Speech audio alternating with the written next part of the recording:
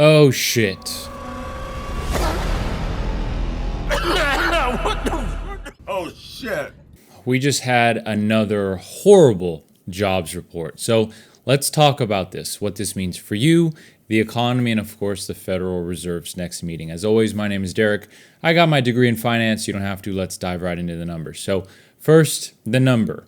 22,000 jobs. That was the number of jobs added in August. Now remember, the economy needs somewhere between 80 to 100,000 jobs added every single month just to break even with population growth. So this, even though the number was positive, this is technically a negative jobs report.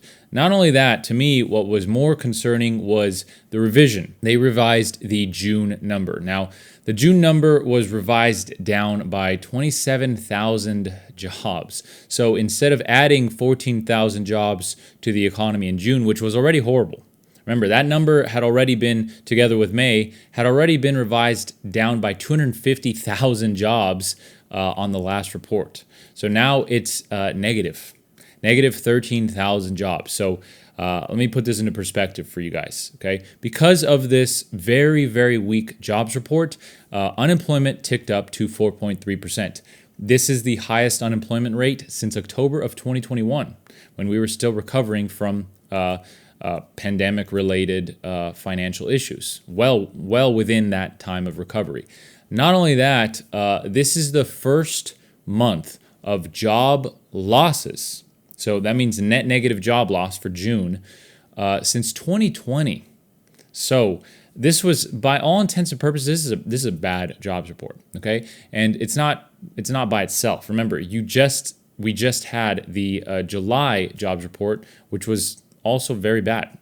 Now this was the very, very thin silver lining. You can't even call it a silver lining, but July was revised upward by 6,000. So instead of 73,000, 79,000 jobs were added. But remember, these reports are revised all the time. I'm very, I don't want to say confident, but I'm pretty sure that at some point that number is going to be revised downward. Okay, so that's kind of the situation. Now, what does this mean for you? What does it mean for the economy? And what does it mean for the Federal Reserve? Because the Federal Reserve is about to meet. They meet in a little under 2 weeks. So let's discuss that next. So what this means for you. It means that if you have a job right now, be thankful and try to keep it, okay? Because if you lose your job, replacing that job is going to be difficult. Okay, job hirings are going down, although companies are not necessarily firing to a high degree. So that's the one, I guess that's really the silver lining. But right now is not the time to job hop or to underperform, because if you're let go, even if you're very well qualified, it's going to be difficult just because, not because of you, but because of the environment that we're in, the economic environment, to find a replacement job.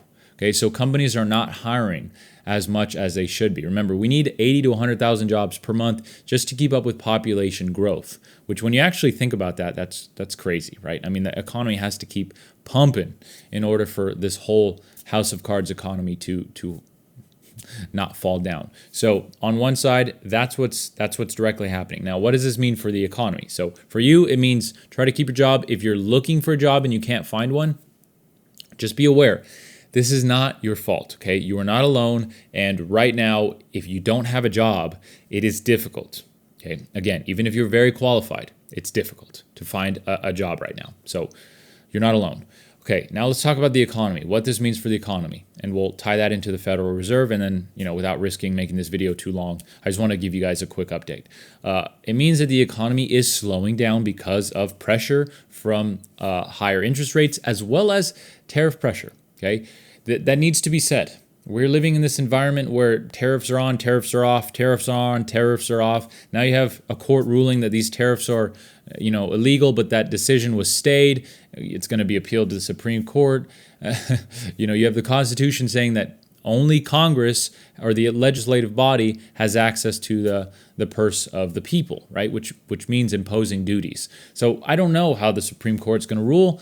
If I had to guess, probably not favorable. So you have this like tariffs on, Trump wants tariffs, then they're sued. So the whole issue is that this makes it difficult for the economy to grow when businesses don't really know what's happening. And obviously you have that puts inflationary pressure on prices. So the Federal Reserve is in this spot where, remember, they have a dual mandate. Okay, so their dual mandate is maximum employment and price stability. So right now they have been focusing on the price stability aspect, trying to bring inflation down. You still have inflationary pressure through tariffs, but now you have a very much weakening job market, which means that they're going to have to switch their focus. So when it comes to the economy, you have a weakening job market. Consumer spending is still strong, but that is surely going to slow down as people have a harder time finding jobs, and as the unemployment rate rises, consumer spending is naturally going to come down. And remember, consumer spending is the engine to the economy, okay? But you still have inflation because of tariffs. So this is where we start to talk about stagflation. I've brought this up before. I've said we're very close. I'm not saying that we're going to experience stagflation, but we're the closest we've been to stagflation in a while. Okay, and remember, we had a little scare in like 2020, 2021. Stagflation is very bad. We want to avoid that at all costs. Okay, but when you have inflationary pressure, but the Federal Reserve has to stop fighting inflation to instead try to save the job market, you start to say, okay, so they have both problems at the same time, which is stagflation, right? You have a stagnating economy, but you have prices that still increase. And just to give you a little, perspective of how this usually works, usually when the economy is strong, you have inflation because things are running hot. So the Federal Reserve can raise interest rates to bring down inflation, and they have a buffer when it comes to the job market because the economy is strong. On the flip side, when you have a weak job market, a lot of times during recession, inflation is also low because companies cannot raise prices because nobody can afford to buy them, right? And they also don't have pressures like increased tariff costs being fueled, right? So when the economy is not doing so well, the Federal Reserve can lower their interest rate to basically help save the jobs market while not having to worry too much about inflationary pressure, because when you lower the interest rate, right, that increases inflation. So usually these things happen individually, but stagflation is both at the same time, right? Stagflation is literally both of them happening at the same time, and that's kind of what we're experiencing now. So now let me talk about the Fed. So the economy is in a weird spot. Okay, now let's talk about the Federal Reserve. So the Federal Reserve meets in just literally under 2 weeks. If you look at the CME Fed Watch tool, which I think everyone should check out, it's free, it's online, it tracks the likelihood of interest rate cuts, the FFR, the federal funds rate. They're going to cut interest rates in September. That is almost guaranteed. There's no scenario where they don't, in my opinion. Now, obviously, the odds are not 100%, but in my opinion, they might as well be 100%. Okay.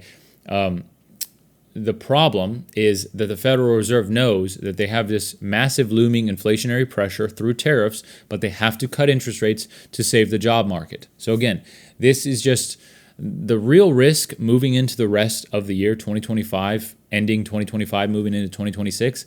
It's going to be stagflation. Okay. Now you have some holiday seasons coming up that usually increases consumer spending. That's good, but that's obviously going to take a hit when it comes to consumer savings or American savings, which are already low. So, I don't want to drag this video out too much. I also don't want to sugarcoat this video. The economy right now, when we walk outside, and especially if you have a job right now, you might say, oh, it's okay. Prices are expensive, but it's okay. And if you don't have a job and you're trying to find a job, you're probably saying the exact opposite. You're saying, dude, the economy sucks.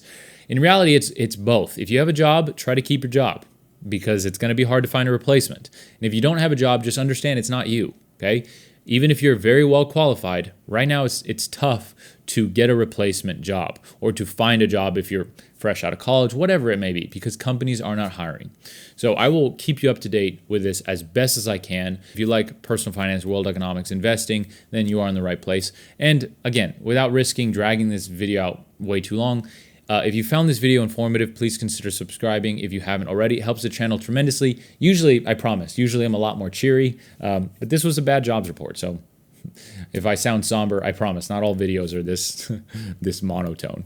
But I hope this video was informative. It's difficult to grow here on YouTube, so every subscription means the world to me. If you haven't subscribed yet, please consider doing so. With that said, I hope you have a fantastic rest of your day, even amid this pretty bad jobs report, and I'll see you in the next video, probably very soon, because I will keep you up to date with this as best as I can. Take care.